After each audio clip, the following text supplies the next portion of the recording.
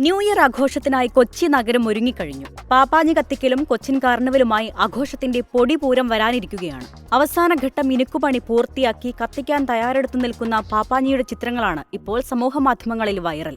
Fort Kochi വെള്ളിഗ്രൗണ്ടിൽ ഒരുക്കിയ പാപ്പാഞ്ഞിക്ക് എന്തോ ചെറിയ കുഴപ്പമുണ്ടെന്നാണ് ട്രോളന്മാർ പറയുന്നത്.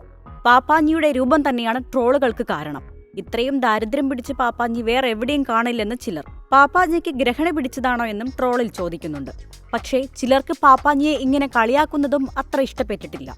ആരും കളിയാക്കണ്ട മക്കളെ, ഇതൊക്കെ തന്നെയാണ് ആദ്യകാലങ്ങളിൽ ഇവിടെ ഉണ്ടായിരുന്നതെന്നും കാലം മാറിയപ്പോൾ കോലവും മാറിയതാണെന്നും മറ്റു ചിലർ. ഇതൊന്നുമല്ല സംഭവം. പാപ്പാഞ്ഞിയെ ഉണ്ടാക്കിയപ്പോൾ പുറം തിരിഞ്ഞു നിൽക്കുന്ന ഇടത്താണ് തല കൊണ്ടുവച്ചതെന്ന് കണ്ടെത്തിയവരുമുണ്ട്. ഏതായാലും ഇത്തവണയും കൊച്ചിയിലെ പാപ്പാഞ്ഞി വൈറലാണ്. കഴിഞ്ഞ തവണ പാപ്പാഞ്ഞിക്ക് പ്രധാനമന്ത്രിയുടെ ഛായയാണെന്ന് പറഞ്ഞായിരുന്നു വിവാദം. പോയ വർഷത്തിന്റെ ദുരിതങ്ങളും സങ്കടങ്ങളും കത്തിച്ചു കളയുക എന്ന ആശയമാണ് പാപ്പാഞ്ഞിയെ കത്തിക്കുന്നതിലൂടെ ഉദ്ദേശിക്കുന്നത്. ഡിസംബർ 31 അർദ്ധരാത്രി 12 മണിക്ക് കത്തിക്കുന്ന പാപ്പാഞ്ഞിയെ കാണാൻ ആയിരങ്ങളെത്തും. അരുണ്യ സിജി, 24 News.com.